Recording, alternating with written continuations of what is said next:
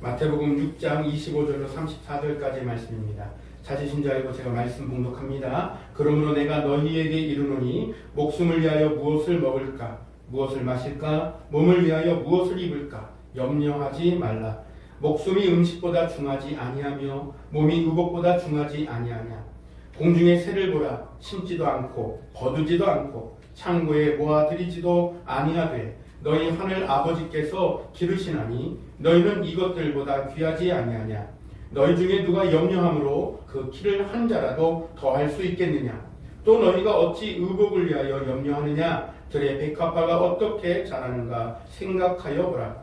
수고도 아니하고 길쌈도 아니하느니라. 그러나 내가 너희에게 말하노니 솔로몬의 모든 영광으로도 이룬 것이 이 꽃 하나만 갖지 못하였느니라. 오늘 있다가 내일 아궁이에 던져지는 들풀도 하나님이 이렇게 입히시거든 하물며 너희 일까 보냐. 믿음이 작은 자들아, 그러므로 염려하여 이르기를 무엇을 먹을까, 무엇을 마실까, 무엇을 입을까 하지 말라. 이는 다 이방인들이 구하는 것이라. 너희 하늘 아버지께서 이 모든 것이 너희에게 있어야 할 줄을 아시느니라. 그런즉 너희는 먼저 그의 나라와 그의 의를 구하라. 그리하면 이 모든 것을 너희에게 더하시리라. 그러므로 내일 일을 위하여 염려하지 말라. 내일 일은 내일이 염려할 것이요 한날의 괴로움은 그날로 족하니라. 아멘. 오늘 염려하지 말라 하신 의미에 대해서 우리는 함께 살피면서 왜 예수님께서 염려하지 말라고 했는가에 대한 부분들을 함께 우리가 은혜 나누기 원합니다. 우리나라 속담에 이런 말이 있죠. 부뚜막 위에 소금도 집어넣어야 짜다, 맛을 낸다 라고 하는 그런 말이 있습니다. 무슨 말입니까?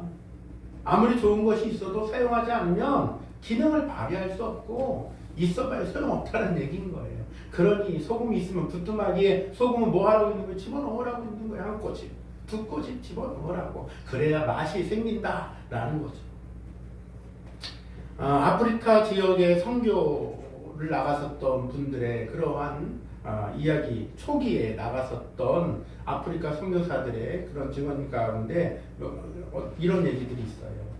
아프리카 지역에 우리가 잘 아는 것처럼 이 풍토병이 있잖아요. 어느 나라나 풍토병이 있습니다만 더운 지역에 가면은 특히나 많이 걸리는 풍토병 중에 하나가 뭡니까? 말라리아에 굉장히 취약하잖아요. 그래서 지금도 아프리카 지역에 선교 물품 보내는 것 중에 하나, 좋은 것 중에 하나가 뭐냐면 모기장을 보내는 걸 굉장히 많이 추천합니다. 그래서 모기장을 다 방 안에다가 치고서 자면은 또 우리가 또 여러분들도 아마 봤을 것 같아요. 영상들을 통해서 보면은 제대로 된 집들이 없잖아요. 제대로 된 집이 없고 창문이 뭐 이게 유리도 없고 가림목도 없고 아무것도 없어요. 더군다나 어느 지역에 가면은 이 소똥 이런 것들 흙하고 이겨갖고 그냥 촉촉 발라갖고 하니까는 각종 뭐 그냥 파리 벌레 하여튼 이런 게 꼬여요. 아무튼 그러다 보니까는 이 모기 떼들도 드글드글한 것이 사실이고 말이죠. 그래서 지금도 아프리카에 선교 보내는 선교 물품 중에 대표적인 것 중에 하나가 모기장이에요. 이게 언젠가부터 이렇게 모기장이 아무튼 이렇게 좀 됐어요. 그런데 초기에는 모기장이니 뭐 이런 거 없었죠. 근데 이 초기에 아프리카 선교사들이 갔다가 그 풍토병의 상황들을 보면서 말라리아나 전염병으로 고생하는 그 원주민들을 불쌍히 여기는 마음이 안에 생겨서 이제 의료 선교하는 팀과 조인을 하고 의료 선교하는 팀에게 이 사실들을 얘기하면서 좋은 약을 그 말라리아나 전염병에 좋은 약들을 좀 보급해야 되겠다라고 하는 그런 일들이 생겨났어요. 그래서 다시금 그 지역에 갔을 때에 준비해 갔었던 약들을 보급을 했습니다. 근데 시간이 지나도 사망자 수는 줄질 않는 거예요. 전염병이 나았다라고 하는 소식들이 들려오질 않는 거예요. 이상한 일이잖아요. 약을 분명히 굉장히 좋은 약을 보급을 했는데. 그래서 이유를 찾아 나섰습니다. 선교사들이 다 가서 보니까는 가져다 준 그 좋은 약은 사용을 하지 않고 있는 거예요. 도리어 그 원주민들은 자기네들의 전통에 의한 그 미심쩍 그 치료 방법만을 신뢰해갖고 선교사들이 가져다준 거 어렵게 구하고 또 자기네들은 구할 수도 없는 그런 좋은 약이 있음에도 불구하고 그 약을 먹지도 않고 바르지도 않더라 라고 하는 그런 상황, 상황이 탁 알아지는 거예요. 그러니 얼마나 안타깝습니까? 그 약을 먹기만 하거나 바르기만 해도 좋을 텐데 전혀 사용을 안 하는 거예요. 우리 예수 그리스도께서는 극한의 고통과 죽음의 형벌을 통해서 저와 여러분들을 구원하신 줄로 믿습니다. 우리를 나를 위해서 구원의 길을 열어놓으셨다라는 거예요. 무엇을 통해서요? 극한의 고통과 죽음의 그 형벌을 통해서 말이에요. 그러나 이 구원을 받아들이는 사람에게만 주어진다는 사실도 우리는 또한 눈여겨봐야 될 부분입니다. 누구에게나 열려져 있습니다만 누구나 다 가는 것은 아니더라라는 얘기인 거예요.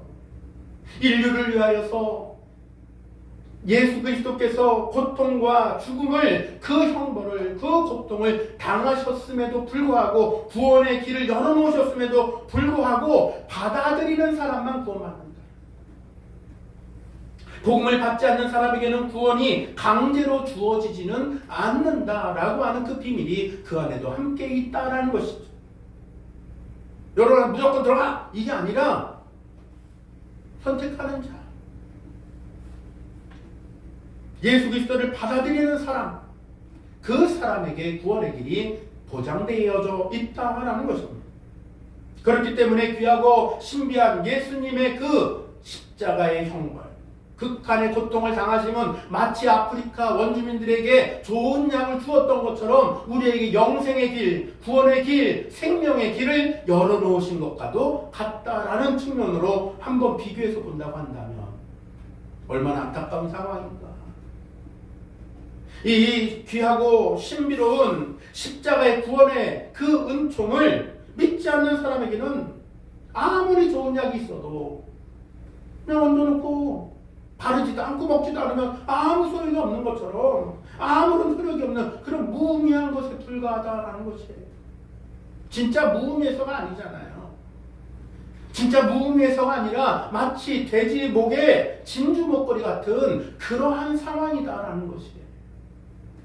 하나님의 능력과 사랑이 가늠할수록 우리는 셀 수도 잴 수도 없는 하나님의 크고 크신 그 한량없는 그 사랑이 있다 한들 믿지 않으면 사람에게 무슨 소용이 있겠는가라는 것이죠. 같은 이치로 저와 여러분도 함께 이 은혜를 또한 이 은혜 가운데 들어가 있는 저와 여러분들은 구원받은 백성인 줄로 믿습니다. 그러나 그 구원받았다라는 것과 더불어서 함께 동시에 생각해 봐야 될 것이 전적인 신뢰를 가지고 믿음으로 기도함에 관련된 부분들도 여기에 함께 또한 속해져 있다라는 것입니다. 하나님의 전능하심으로 하나님의 한량없으신 그 한이없는 능력으로 믿고 구하는 자, 하나님께 무엇이든지 구하는 자에게는 능력을 베푸시는 그 은혜, 겨자씨만한 믿음만 있으면 이 산을 들어 저리로 옮기는 능력이 있다 할지라도 믿지 않으면 그건 나하고 아무 상관이 없다는 것이, 무관한 것이 된다는 것이. 그러니 무엇이든지 우리는 하나님의 행하신 일들, 하나님께서 나를 위하여서 성경 말씀에 기록된 그 말씀을 무엇이든지 우리는 신뢰하고 믿고 구하고 찾는 저와 여러분들이 되어야 될 줄로 믿습니다. 오늘 보면 마태복음 6장 34절 말씀을 보면 이렇게 말씀을 기록하고 있습니다. 그러므로 내일 일을 위하여 염려하지 말라. 내일 일을 위하여 염려하지 말라는 거예요. 내일 일은 내일이 염려할 것이요 한날 괴로움은 그날에 족하니라. 이 말씀을 상고해 볼 때 우리는 하나님께 맡겨야 될 줄로 믿습니다. 이 염려라는 단어를 좀 더 들여다보고 연구해 보니까 이런 단어를, 이 단어에 일들이 있더라고요. 사람이 자기의 존재를 보호하기 위해, 지키기 위해서 의식주를 비롯하여 이 세상의 일들 혹은 내일 일, 미래에 관한 일들을 걱정하는 것, 이것이 상해, 보통의 일이다라고 염려라는 것에 대한 단어가 이렇게 해설되어 있더라고요.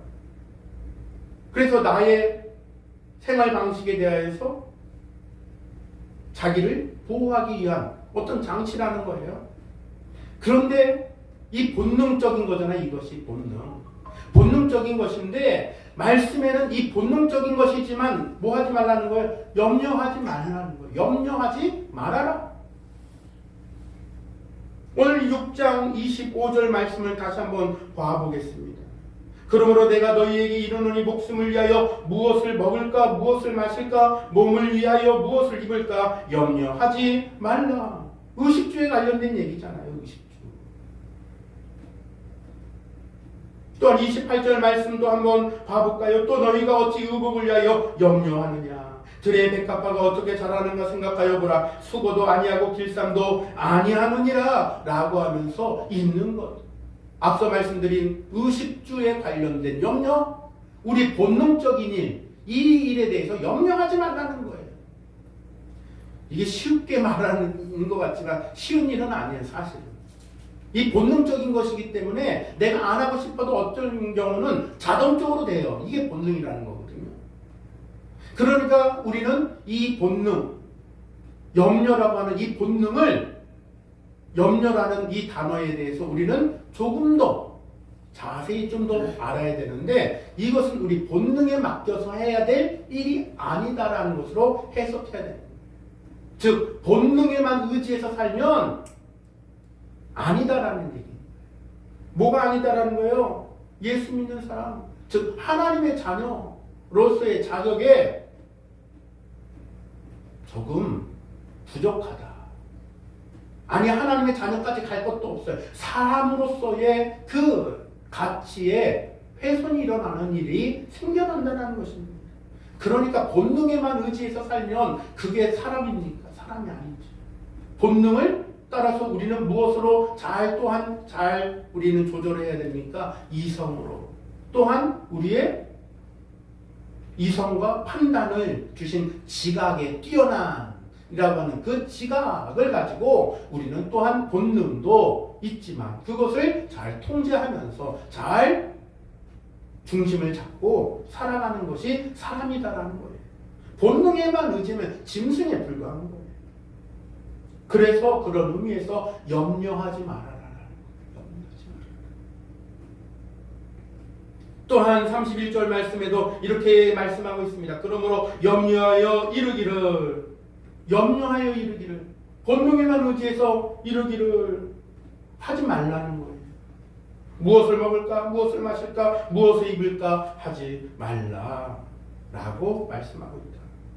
32절에도 이는 다 이방인들이 구하는 것이라 너희 하늘 아버지께서 이 모든 것이 너희에게 있어야 할 줄 아시느니라.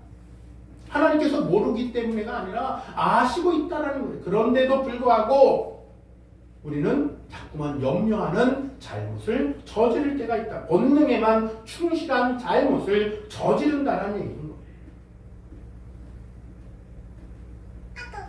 그러니 우리는 이 염려하지 말라라고 하셨던 예수님의 금지 말씀을 주신 것을 우리는 잘 깨달아야 할 줄로 믿습니다. 그러면 본능에만 충실하지 말고 본능에 의지하여서 말하고 본능에 의지하여서 행동하고 본능에 의지하여서 생활 방식들을 꾸려가지 말고 뭐 하라는 거예요? 그 다음이 중요해요. 33절 34절 다같이 읽습니다. 시작. 그런즉 너희는 먼저 그의 나라와 그의 의를 구하라. 그리하면 이 모든 것을 너희에게 더하시리라. 34절에 그러므로 내일 일을 위하여 염려하지 말라. 내일 일은 내일이 염려할 것이요 한날의 괴로움은 그날로 족하니라 라고 말씀했다는 것을 우리는 잘 구분해야 될 줄로 믿습니다.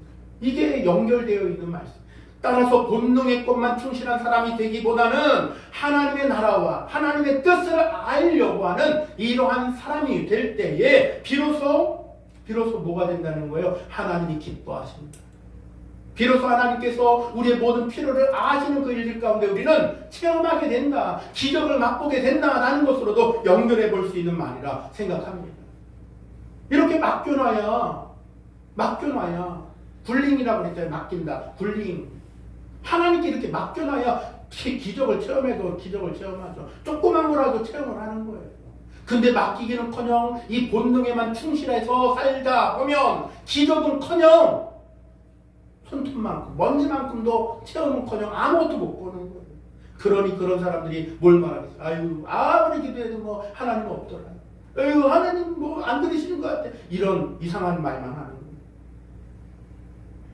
우리는 온전히 신뢰하고 맡기기를 간절히 소망합니다. 본능에 의지하고 사는 사람이 아닌 하나님의 말씀을 의지하고 하나님께 신뢰하고 하나님 나라와 하나님의 뜻을 알기를 더 소망하는 저 여러분들이 된다면 우리는 분명히 기적 속에 살아가는 사람이 될 줄로 믿습니다. 그러니 여러분 감기 걸려도 뭐 하는 거예요? 손을 얹고 기도하세요. 조금 상처난 거 이 미심적인 게 아니에요. 이 미심적인 행위를 하라는 게 아니에요. 믿음으로 기도하라는 거예요. 믿음으로. 또한 다르게 또 얘기한다면 무슨 얘기입니까? 눈에 보이는 것만 진짜가 아니다 라는 얘기를 하는 거예요. 눈에 보이는 의식주 이게 진짜 이것만 진짜가 아니다. 그럼 어떤 거는 진짜고 어떤 건 가짜다, 어떤 건 허상이고 어떤 거는 실상이다 이런 얘기가 아니에요. 다 실상입니다. 하나님께서 허락하신 거예요. 또한 그러니 우리는 눈에 보인다고 해서 실상이 아니고 눈에 보이지 않는다고 해서 허상이 아니라는 그 말씀의 의미도 분명하게 잘 알아차려야 할 줄로도 믿습니다. 궁극적으로는 이 세상, 이 모든 것들, 하나님 나라도 이 세상도 누가 창조하신 거예요? 하나님이. 하나님의 주권 아래 운영하시고 있다라고 하는 실제다라는 것을 분명하게 우리는 믿는 줄로 믿습니다. 그러니 하나님 나라는 이상주의고 이 땅은 실제하는 것 이렇게만 이분법적으로 생각하면 안 되는 거예요. 이 땅도 하나님 나라도 실제하며 하나님이 창조하셨고 하나님이 주권하시는 나라다라는 이 실제함을 말합니다. 그러니 하나님이 다스리시는 이 모든 것들 지금 당장 눈에 보이지 않는다고 해서 하나님 나라가 없는 것처럼 하나님의 뜻을 저버려도 되는 것처럼 내 맘대로 내 뜻대로 살아서는 안 된다라는 말씀인 줄로 믿습니다. 더군다나 이 세상은 유한하게 되어서 영생을 누릴 방법이 차단되어져 있어요. 없어요. 언제부터요? 에덴 동산에서 쫓겨날 때부터. 본래는 우리에게 영생을 허락하셨는데 이 부분에 대해서는 또한 말씀드릴 수가 있습니다. 이 세상은 유한해요. 에덴 동산에서 쫓겨난 이 말씀을 드렸습니다.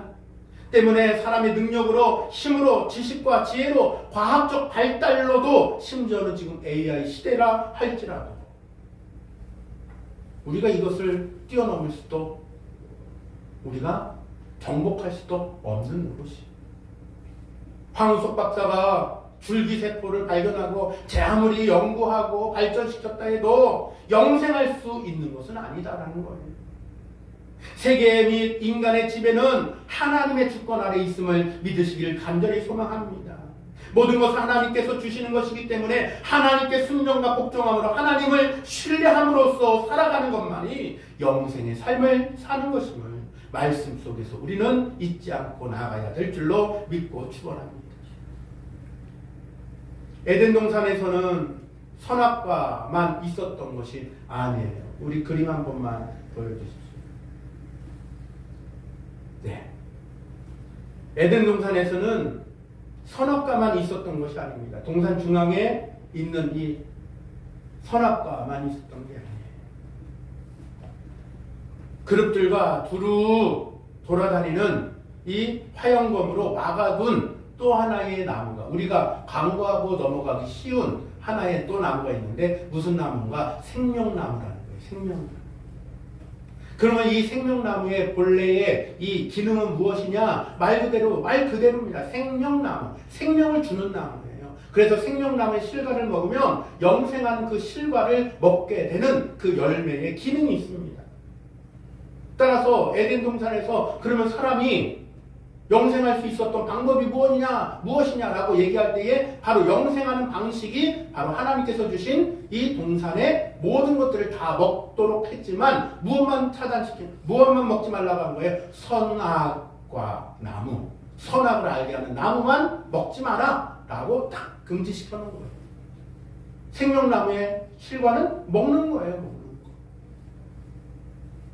그런데 이 부분에서 타락한 아담과 하와가 그 죄로 말미암아 이 선악과를 먹지 말라는 금지를 조항을 어겨버렸어요.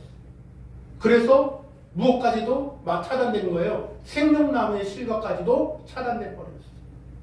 창세기 2장 22절에 보면 이 부분에서 22절부터 24절에 보면은 이 부분에서 뭐라고 얘기하냐면 그 주변을 그룹들과 두루 도는 화형검, 즉 불칼로서 막아놨다 라고 되어 있어요. 들어갈 수도 이제는 더 이상 만질 수도 없는 그러한 것이 되고 말았다는 것입니다. 분명한 것은 이 생명나무 실과를 통해서 영생의 수단을 얻었다라는 것들은 창세기 2장 22절부터 24절까지 말씀을 한번 읽어보시면 됩니다. 한번 읽어볼까요? 찾아서 한번 읽어볼까요? 창세기 2장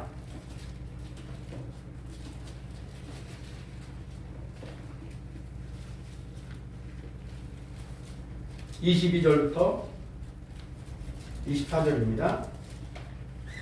말씀 읽겠습니다. 여호와 하나님이 아담에게서 취하신 그 갈빗대로 여자를 만드시고 그를 아담에게로 이끌어 오시니 아담이 이르되 이는 내 뼈 중에 뼈요 살 중에 살이라. 이것을 남자에게서 취하였은즉 여자라 부르리라 하니라. 이러므로 남자가 부모를 떠나 그의 아내와 합하여 둘이 한 몸을 이룰지로다. 아담과 그의 아내 두 사람이 벌거벗었으나 부끄러워하지 아니하니라. 이렇게 하나님께서는 그 아담과 하와에게 실과를 먹을 수 있는 은혜의 길을 열어놓으셨다라는 거예요. 그런데 3장 3절로 가면은 이 부분에 있어서 이렇게 얘기합니다. 동산 중앙에 있는 나무의 열매는 하나님의 말씀에 너희는 먹지도 말고 만지지도 말라 너희가 죽을까 하노라 하였느니라 라고 했었던 이 금지 조항을 어겼다라는 것인 겁니다. 그래서 2장 9절에서는 이 생명나무에 대하여서 이렇게 얘기하고 있습니다. 여호와 하나님이 그 땅에서 보기에 아름답고 먹기에 좋은 나무가 나게 하시니 동산에 이런 나무들이 있었다는 거예요. 동산 가운데에는 생명나무와 선악을 알게 하는 나무도 있더라라는 거죠. 그러니까 동산 중앙에 선악과도 생명나무도 함께 있었다라는 것이에요. 17절에 선악을 알게 하는 나무의 열매는 먹지 말라 네가 먹는 날에는 반드시 죽으리라 라고 했었던 이 금지 조항이 어겨졌다라는 것이에요. 그래서 이 생명나무의 실과에 이 길도 막혀지는 일들이 일어나고 말았다라는 것들을 우리는 한 번 더 알 수가 있는 장면이라 말씀을 드렸습니다. 아무튼 다시 본문으로 가면 우리 생명나무 실과를 통해서 영생의 수단이 일어나게 됐다라는 것이에요. 또한 이 생명나무에 관련된 이야기는 창세기에만 있는 것은 아닙니다. 잠언 3장 18절 말씀에도 이 생명나무에 대해서 얘기하고 있는데 지혜는 그 얻는 자에게 생명나무라 지혜를 가진 자는 복되도다 라고도 얘기하고 있어요. 이 생명나무라고 하는 이 단어가 성경에 몇 구절 없어요. 근데 이 생명나무에 관련돼서 창세기에서 에덴 동산에서 쫓겨난 이후에 나타나는 것들이 잠언서에 두 번 나타납니다. 잠언서의 3장 18절 그리고 잠언서 15장 4절 15장 4절에는 이렇게 말씀하고 있습니다. 온순한 혀는 곧 생명나무이지만 패역한 혀는 마음을 상하게 하느니라. 그러니까 잠언서 말씀이 두 번이나 등장했다는 사실에 조금 더 우리는 유의해 볼 필요는 있어요. 왜 그러냐면 하나님께서 사람에게 무엇을 주셨기 때문에 영생을 주셨고 하나님께서 생명을 주셨고 하나님께서 이 모든 허락한 것들에 관련되어서 허락하셨다라는 사실들을 비춰본다고 한다면 하나님이 사람을 통하여서 주신 이 영생에 관련된 이 비밀이 이 안에서 풀려질 수 있기 때문에 그렇습니다. 이 생명나무 에덴 동산에서 쫓겨난 이후에는 화영검으로 막혀졌다라고 했어요. 이제는 더 이상 갈 수도 만질 수도 볼 수도 없어요. 그런데 이 생명나무가 저여러분들에게 찾아왔습니다. 이 생명나무가 누굽니까? 오늘 잠언서 3장 18절에 그 비밀이 열쇠가 있습니다. 지혜는 지혜는 그 얻는 자에게 생명나무라. 지혜를 가진 자는 복되도다 라고 했던 이 장면에서요. 이 지혜, 말씀, 생명이라고 하는 이 단어는 우리가 함께 누구와 연결되어 있는 것을 알 수 있습니까? 예수 그리스도와 연결되어 있는 단어로 우리는 알 수 있어요. 즉 예수 그리스도가 이제는 우리가 지금의 우리의 육체를 입은 이 상태로는 에덴 동산에 들어갈 수 없어요. 무엇으로 막아놨어요? 그룹들과 두루도는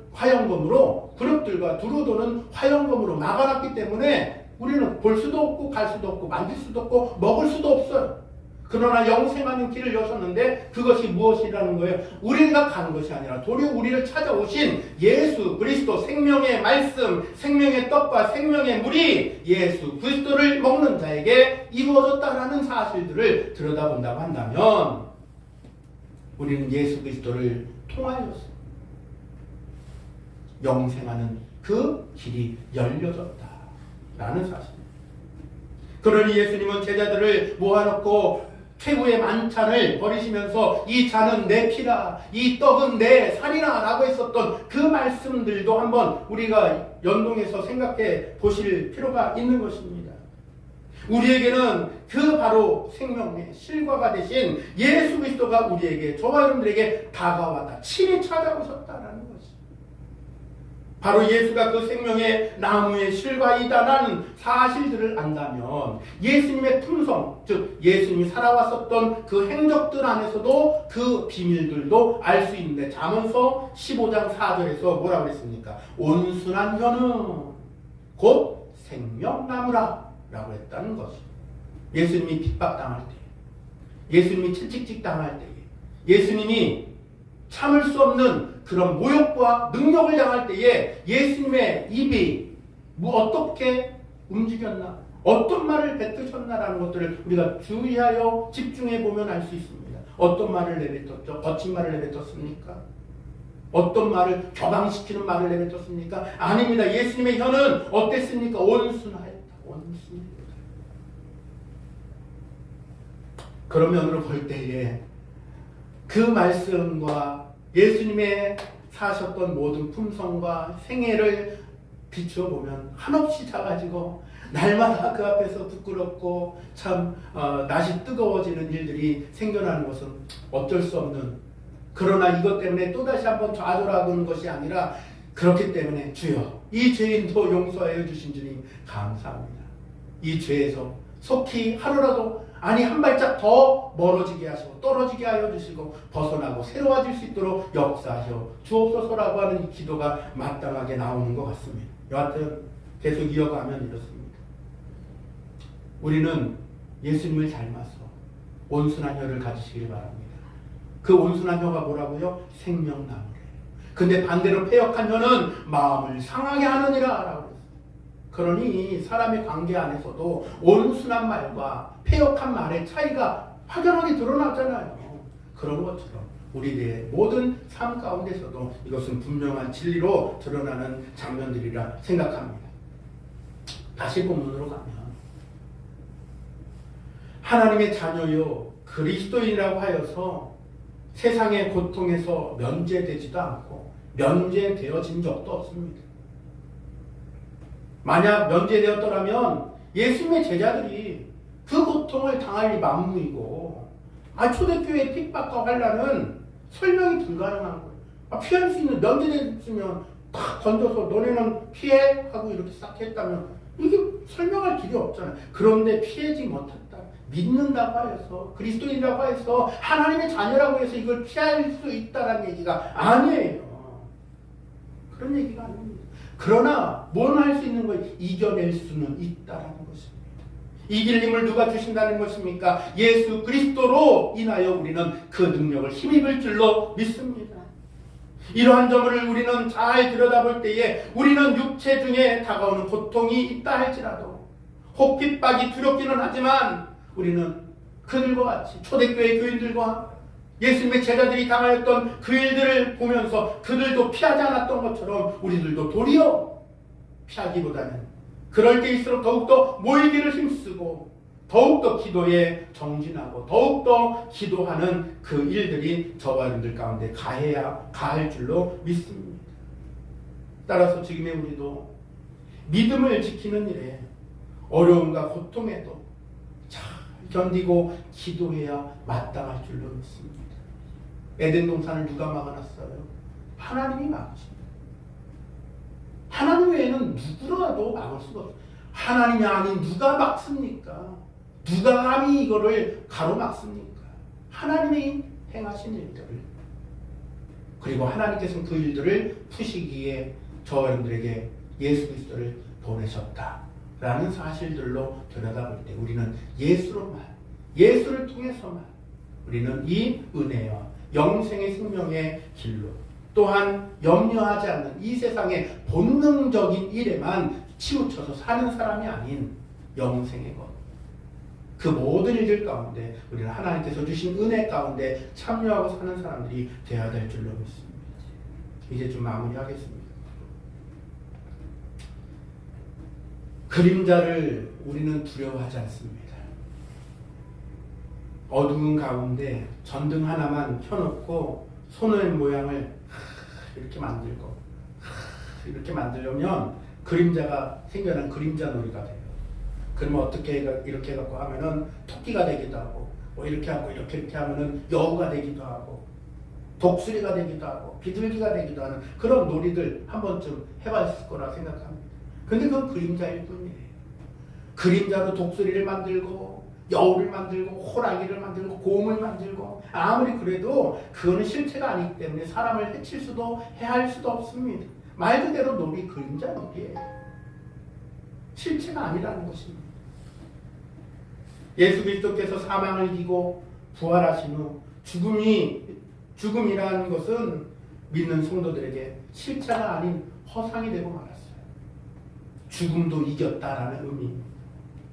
여우나 독수리의 그림자처럼 이것은 이제 우리를 해하거나 해칠 수 있는 것이 아니다라는 것이. 그러므로 죽임 당함이란 이제 두려워할 필요가 없는 것이 되어버렸다라는 사실들의 믿음으로 고백하시기를 바랍니다. 육체와 영혼이 잠시 분리된다 하더라도 정해진 시간, 그날이 되면 하나님께서 다시 회복시켜 부활시키실 줄로 믿습니다. 예수 그리스도께서 부활의 첫 열매가 되신 것처럼 말이죠. 짐승의 그림자가 사람을 물 수 없고 칼의 그림자가 사람을 찌를 수 없는 것처럼 죽음은 더 이상 슬퍼할 일도 두려워할 일도 염려할 일도 아니다라는 사실들을 꼭 기억하시길 바랍니다. 우리가 진정 두려워해야 할 것은 육체적인 죽음이 아닙니다. 오히려 두려워할 것은 나는 지금 혹시 영적 죽음의 길로 가고 있지는 않는지를 우리는 삼가 돌아보면서 건강한 두려움, 경외할 자를 경외하고 두려워할 자를 두려워해라 라고 했었던 예수님의 말씀을 기억하며 우리는 살아가야 할 줄로 믿습니다. 시편 23편 4절엔 이렇게 말씀합니다. 내가 사망의 음침한 골짜기로 다닐지라도 해를 두려워하지 않을 것은 주께서 나와 함께 하시며 주의 지팡이와 막대기가 나를 안위하시나이다